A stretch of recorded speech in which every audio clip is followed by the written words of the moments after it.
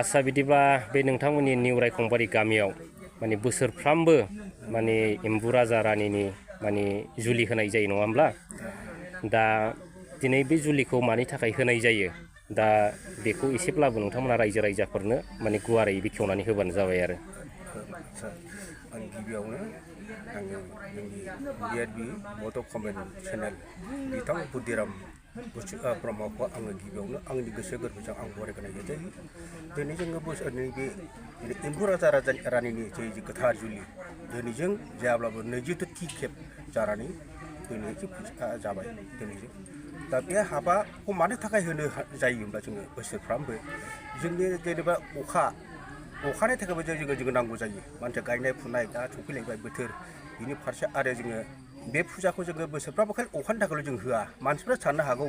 माने अखानि थाखाय बेखौ होदों बिसोरो माने साननानै होबोदों साननो हागौ नाथाय बिदि नङा जाहा सासे गुरु दंमोन बिनि गुरुआ जाहैदों माबानि हाब्रुबारिनि बिथां माने रुंसारि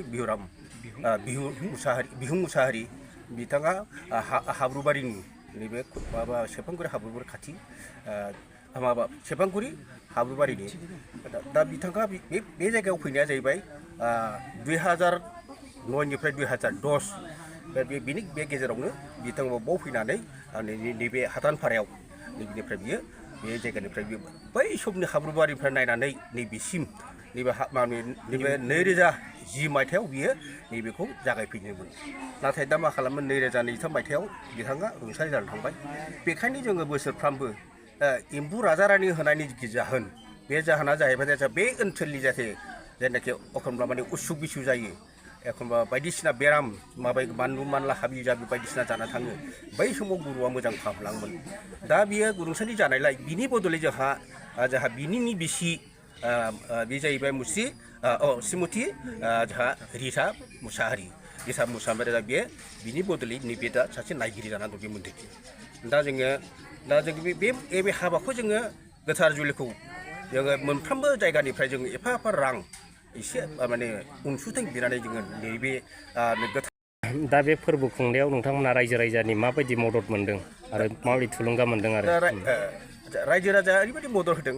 गावनो एसे अनसुंथाइ होनानैब्लाबो जोंनि बे मन्दिराव गाव माने खामानि दामानिफोर जानाय लोंनाय बायदिसिना मावनाय दांनायखौ जोङो माने गोबां माने हेफाजाब होनायखौ आं नुनो मोनदों दा बे ओनसोलनि मानसिफ्रा बारा गैया खम मानसिब्लाबो अब्लाबो जोङो बोसोरनि बे मन्दिराव जों खुंनायखौ जोङो मोजाङैनो जोङो खुंफुंलाङो आरो खुंफुंनो थाखाय बोसोरफ्रामबो जोङो नैबे गोथार जुलिखौ होनायाव जाहा बैसाग दान जेरै दिन बाराय लानानै जोङो खुंनाय जायो नाथाय एखनब्ला समाव जोंहा अखा हानाय जायो अखा समाव जोंहा जोबोद खस्थ' मोननांगौ जायो बेखायनो जोङो बे मन्दिरनि थाखाय सोरनिफ्रायबा बा सोरबा गेदेमानिफ्रायबा अनसुंथाइ मोननो थाखाय जोङो जोबोद माने आसा फारिना दंमोन एसे आगोलावनो जोङो खाथियावनो जोङो जोंनि एलेकानि EM बिथांनाव जोङो एप्रिल दाननि आगोलनो माने बोसोरसे जालांबाय माने बे मन्दिर बानायनो थाखाय जों माने एप्लिकेसन होदोंमोन गांसे गथायदोंमोन दासिमबो बे माने जाफुंसाराखै दा जागोन होननानै माला जागोन बेखौ बुंनो हाया माने बिथाङा बुंदों माने नेक्स्ट माबानि बे माबायाव बाजेटआव माने हरनाय जासिगोन होननानै बिथां आसा होदों दा जोङो बेखौनो आसा खालामनानै जोङो बे मन्दिरनि थाखाय जाहाथे दैज्लां बोथोराव जोङो जोंनि भक्तफोर आरो फुजा होग्राफ्रा आरो जोंनि रायजो राजाफ्रा जाहाथे खस्थ' मोना मोजाङैनो मोजां जों हाबाखौ जोङो बा गोथार जुलिखौ जोङो खुंलांनो हायो बिनि थाखाय जोङो बे मन्दिरनि गोनांथि जानायखौ आसा फारिनायनि कनभेनरमोन बिबान दङ दा बिबान दं हिसाबै जोङो फ्राय बे कमिटियाव हयथ' गोबां मानसि दङ दा बे गोबां मानसिया माने बयखौबो लानानै साफ्रोमखौबो लानानै माने जोङो मोनसे कमिटि बे कमिटियानो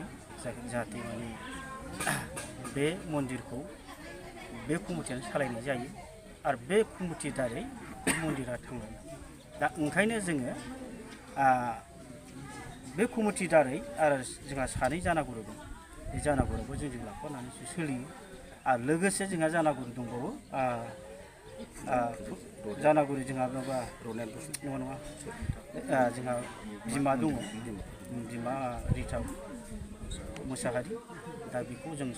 मोनफ्रोमबो जेनेबा जोंहा ओरै थाबाय कमिटि थाबाय बेराफारसे ओरै थाबाय जोंहा फुजारि थाबाय बेराफारसे जोंहा ओरै जानागुरु थाबाय दा बे मोनफ्रोमबो बिथिंखौ लानानै जों सोलिनाय जायो आरो बे सोलिनायजोंनो जोङो रायजो राजा आइ आफा बयखौबो जों हांख्रायनायजों लोगोसे साफ्रोमबो रायजो राजाफ्रा लोब लोब फैनानै जोंखौबो मदद होफैदों आरो बे मदद होफैनायजों लोगोसे जोंनि बे मन्दिराबो दासिमबो थांनानै दं। दा जोंहा दहाय माखासे बुंदोंमोन जोंहा प्रेसिडेन्टआ थेवब्लाबो जोंहा गोमाना थांनाय जेरै रुंसारि जाना थांनाय बे बिहुं मोसाहारि दा बेबो दा बिनि दारै बेथ' रुंसारि जाबाय आरो बिनि बदलै जोङो जानागुरिनि बदलै जानागुरिखौ गायसनना दोनबाय आरो बे गायसननाया दिनै बे बिमायानो दासिमबो लोमजानाय साजानाय बयखौबो नायो आरो बयखौबो नायनानै जाहाथे थांनानै दं आरो थांनायजों लोगोसे जाहाथे बे मन्दिराबो अनलायनायनि गेजेरजों थांनानै दं। दा ओंखायनो आङो माथो बुंसेयाव बुंब्रा आं दा बेखौनो जाहाथे बे निउ रायखंबारि गामि एबा कमिटिनि जानानै आं बेखिनिखौ जाहाथे आफा एम्बु राजा रानिया जाहाथे बे मन्दिरा जाहाथे गोलाव आरो सम थांना थायो आरो बयबो रायजो राजा आइ आफानि बयबो जाहाथे खामानि मावनो हायो जाहाथे बयबो बेमार आजार जाहाथे मोनफ्रोमबो बिथिंनिफ्राय जाहाथे बे बिमाया जाहाथे मावनो हायो आरो फुजारि सानैफ्रा जेराव लिङो बाहाय थांखायो मददगिरि आरो जाहाथे बेफोरनि हेफाजाबजों जाहाथे बे मन्दिरा जाहाथे इयुनावबो जाहाथे थांना थायो दा बेखौनो इसोरनाव आर'ज गाबनानै दा दिनैनि फुजा दा एम्बु राजा रानि बे दिनै फुजा बे गोथार जुलिया बेथ' मोजां जानानै थांबाय दा बे इयुनावबो जों हांख्रायो रायजो राजा आइ आफा बयबो जाहाथे लेंहर फैनानै जाहाथे बे मन्दिराव फैनानै जाहाथे गाजा गोमजा बेफोरबायदि आरो फुजा फैनायाव आरो मदद फैगोन आं बेखौनो इसोरनाव आर'ज गाबनानै आं बुंनो रायखंबारियाव जे एम्बु हाबानि बोसोनाव फैनानै हाजासे गोजोनदों जाहाथे आरो बेबायदिनो नोंसोरबो बयबो आफादनि बा नोंसोरो गासैबो गथ'सारि बा इयुनाव बिबान मोननाय सेक्रेटारि प्रेसिडेन्ट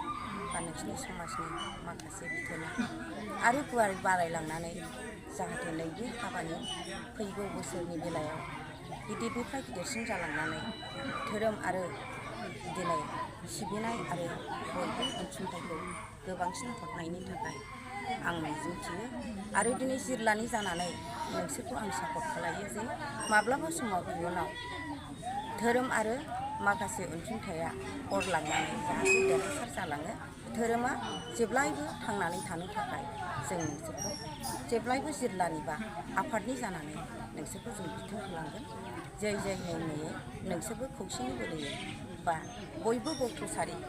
लाइमोन आरो माइनावफोरा खौसे जानानै खुंलांनो हाबाय थायो आं बेखौनो दिनै सापर्ट होनानै आंनि बुंनांगौखिनिखौ एसेयावनो फोजोबबाय।